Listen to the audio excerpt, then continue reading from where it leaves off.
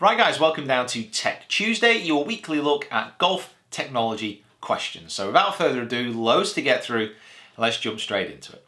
Fantastic Tuesday, welcome back to the Philip DeFranco show, and let's just jump into it. And the first thing I know I'd heard that somewhere before. Still can't nail an intro for Finch Friday Tech Tuesday. First question up from Gert_Bowland1. Cobra release single length irons. Will you or Rick be reviewing them soon? Congratulations with the new milestone for the 75k. Thank you very much. Well, I don't know if I'm actually allowed to say this, but I'm going to say it anyway.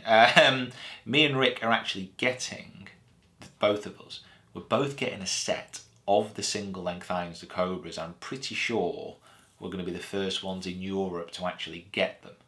I don't know if other people are getting them at the same time, but we're going to be the first people in Europe to actually get our hands on them.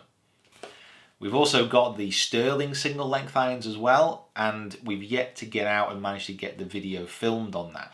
We're actually trying to get a course vlog done up with James Pickard from down south, and just getting our diaries together is proving a little bit tricky to pull that one off, but we'll see how we get on. I'm excited to test them both out and compare them to normal length irons. The technology which has gone into them and the thought process which has gone into them is very, very simple. The one thing I'm very interested to find out is how much swing speed do you need on, say, a 5-iron, which is an 8-iron length in the sets that we've got, to actually get the same distance, to get the same launch. That's what I'm really going to be focused on, because using an iron which is all the same length makes sense, fewer variables. But how loft works with length and speed, that's going to be interesting to find out what the differences are. Question here from Pete Howell. When I go to the driving range, should I wear my golf shoes or is it okay to wear my trainers? I often see people at the range in their golf shoes and I'm wondering if it's worth wearing them. Okay, there's two sides to this. So there's two sides to this, I think. That's 4, by the way. There's two sides to this. I think if you are practicing, it helps to use the equipment that you're going to be using on the course. Now, golf shoes are an essential piece of kit. They're the only thing which is keeping you rooted to the floor. And if your golf shoes are not studded correctly or they're slippy, it's going to affect the rest of your swing. So in many respects, I would say use your golf shoes when you're practicing.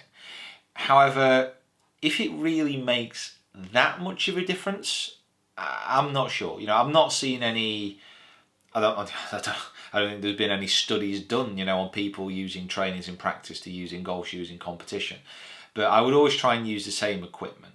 But I've practiced, in all sorts of footwear at the driving range, and I've not seen any disastrous results. But I think Jason Day summed it up the best, certainly at the back end of the season when he started to win everything. His practicing was literally his full golf gear, and every single shot that he hit, he went through his pre-shot routine. He was as focused on his practice shots as he was out there on the course. He made everything in his practice the same as it would be during competition. And I think there's a lot to be said for that. Training yourself to perform in competition and using the same equipment is part of that. From Katnian AI Poa. I wanted to break that up, but I'm not entirely sure how you pronounce it properly. What company of golf club do you think is the most high-end among the mainstream brands like TaylorMade, Callaway, Ping?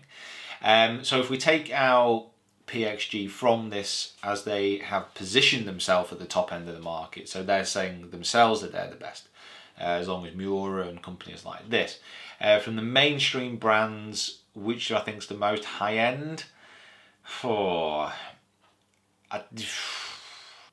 really don't know, because I think if you look at high-end quality and heritage, you'd probably say Titleist, maybe, with everything that they've got, from the driver to the irons, the Vokey wedges, the Scotty Cameron putters. But there's so little difference between the top brands now. There really is. I mean, for example, you could take all of them. I mean, look at Rick's bag. Take all the top brands. You could put any club in from any of those brands into your bag. And as long as it was fitted correctly, it'd perform really well. So, it comes down to personal preference, I think. Question from Ulster_17. What tips/drills would you give to beginner golfers? Get yourself lessons early. Question from Andy2006 Reef. Do you think there is any point in putting numbers on irons, and will companies put lofts on instead? Also, do you think reviewers should compare lofts rather than iron numbers? For example, 7-iron, as you know, different companies have different lofts.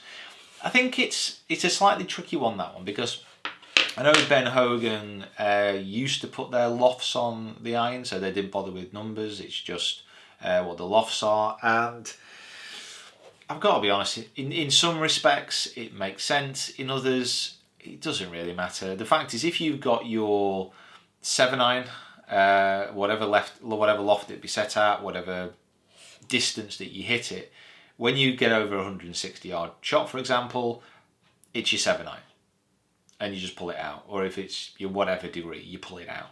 You just get used to the distances that you hit your irons, whether it be numbered as a 7-iron or numbered in degrees. It really doesn't matter from my point of view. As long as I know how far they're going to go, that's all I'm bothered about. From the side of doing reviews and comparisons with clubs of different lofts, that's an interesting one, because if you look at, say, the M2 7-iron, so for example, the M2 7-iron loft-wise is 28.5, whilst the Mizuno JPX 900 Forge, so the new irons just come out, their 7-iron's at 31 degrees. Now that amount of difference in the loft is obviously going to have an impact on the overall distance. But then you compare to the M2 what they've done with the centre of gravity and the perimeter weighting there, that's probably going to launch much higher than the JPX, which is a lower loft. So you then start to get into slightly confusing situations with, what are you actually measuring? Are you measuring the loft? Are you measuring the type of head design? It's such a difficult one to really do. It's a difficult one to have those comparisons, because if you did put those irons together, I know for a fact that the M2 is going to go further than that JPX. And if that's what you're measuring the performance of the club on, then you're going to say, oh, the M2, you know, what a brilliant iron. But then you're missing out the fact that the Mizuno feels incredible and looks incredible and maybe more consistent as far as distance goes. What you have to do is, when you're comparing irons, is really just take the irons at their own merit. And certainly what you can do, and this is something that Rick is looking to do as well, is you can start to bend irons, especially the forged irons, to the same lofts as maybe some of the forged irons. And then you can really start testing out the head to see what the differences are. But it's such a minefield when you start going down that way. You can only really judge a club on its own merits, present the information, and then you guys, it's up to you to go test it, see if you like it for yourself. Make this the last question from Carol David. It's got hashtag Tech Tuesday, so I found it on here. Should have done it Finch Friday, really. If you won a Euro Pro event, what would be the first thing you would do? Hashtag Tech Tuesday. The first thing I would do if I won a Euro Pro, I would sit down in the clubhouse, I would analyse my round, go through the mistakes that I made in that week, go through the stuff that I've done well, and then plan for the next tournament. You know, you just got to keep on going forward. I think probably at the end I'd look around and go, how the hell have you just managed to win a Euro Pro?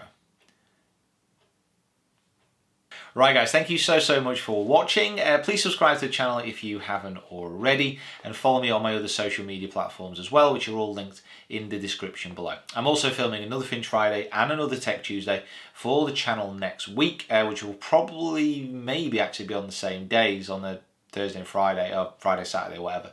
I'm away on a family trip next week, so I'm not going to have much time to do any content. So yeah, stay tuned. Right guys, thank you for watching. Thank you everyone who subscribed and got me to that 75,000 subscriber mark on YouTube as well. It means so much. And I'll see you next time.